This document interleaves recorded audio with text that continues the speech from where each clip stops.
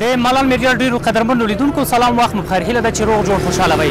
زه نصرت الله خوشحال حاضر شوی یم ترڅو یو ځانګړی راپور تاسو ته چمتو کړو. په نن ځانګړي راپور کې درته د نجات څلي په اړه معلومات وړاندې کوو. دغه څلی د کابل ولایت ختیځ لوري ته په چمن حضوري سیمه کې موقعیت لري.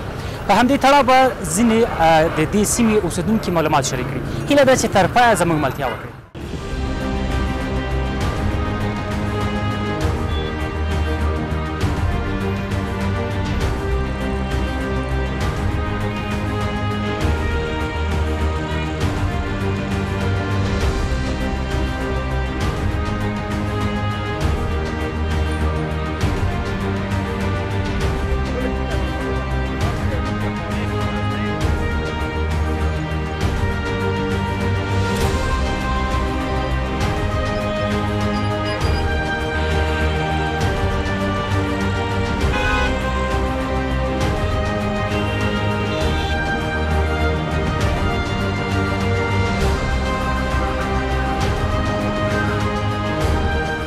په کابل کې د نجات څلي په اړه معلومات لرئ؟ دا څلی څومره تاریخي مخینه لري؟ دې څلي ته ولې د نجات څلی وایي؟ دا او دې ته ورته نور معلومات په دې ښاري راپور کې زموږ ملتیا وکړئ. نجات څلی د کابل ولایت په ختیځه خوا چمن حضوري سیمه کې موقعیت لري. دا څلی چې په اوس وخت کې له نقاشیو طبیعي ډبرو څخه جوړ شوی دی او زیات جګوالی لري. دا په داسې حال کې ده چې کله افغانستان خپلواکي ترلاسه کړه، په همدې سره د هیواد د خپلواکۍ د بیرته ترلاسه کولو د جشن په وخت کې شپه او ورځ په ګلانو او څراغونو سره پوښل شوی و.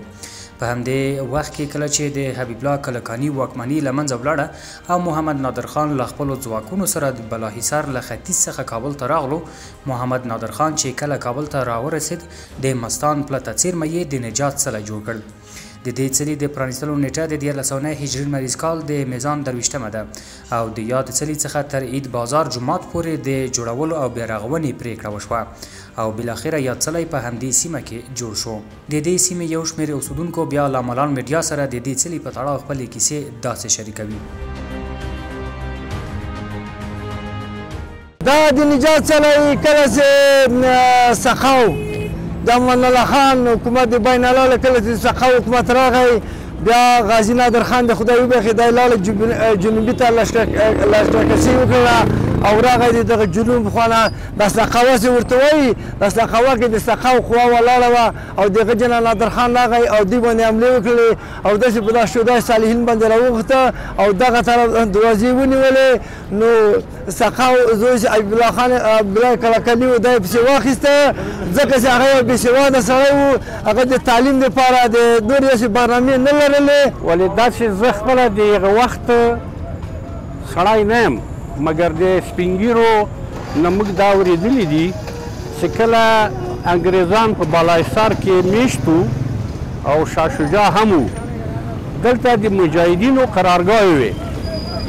د همدې نه جهاد شروع شو. د انګریزانو په ماتې باندې د دې امکان شته چې دې ته د نجات څلی ځکه ویلی. د منار نه دې ځل نه چې زه خبر یم آګاهي لرم کله چې امان الله خان امیر عبدالله کلکاني علی د امان الله خان کودتا وکړله، راغله کابل ته یرغل وکړه.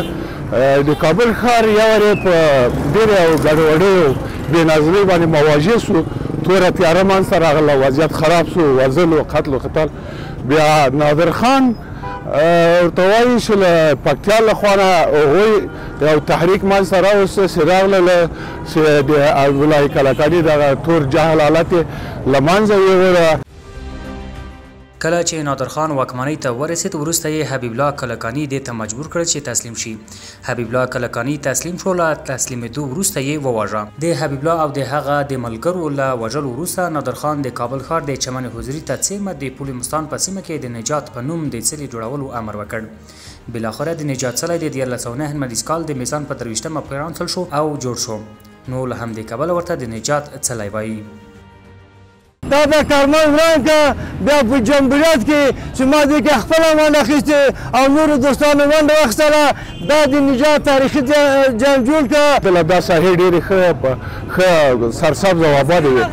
بیا پس له هغه نه جنګونه شروع شول. کله چې کمونیستانو کودتا وکړه قدرت یې ونیو جنګونه منځته راغلل. خو کله چې په 1950 کال کې د افغانستان د خلکو دیموکراتیک ګوند چې د کابل د کمونیستي حکومت په نامه هم یادېده له منځه ولاړ. په همدې حقیقت کې د نجات کلمه په لومړي ځل د انیس ورځپاڼې د بنسټ ایښودونکي محیدین انیس په نوم هم د یوه کس لخوا ایښودل شوې وه. ډېرو قدرمنو لیدونکو زموږ ځانګړی ښاري ګزارش یا راپور همدومره و. تر بیا بل غزارش پورې مو زه نصرالله خوشحال کلو یا بخښونکي رب سپارم.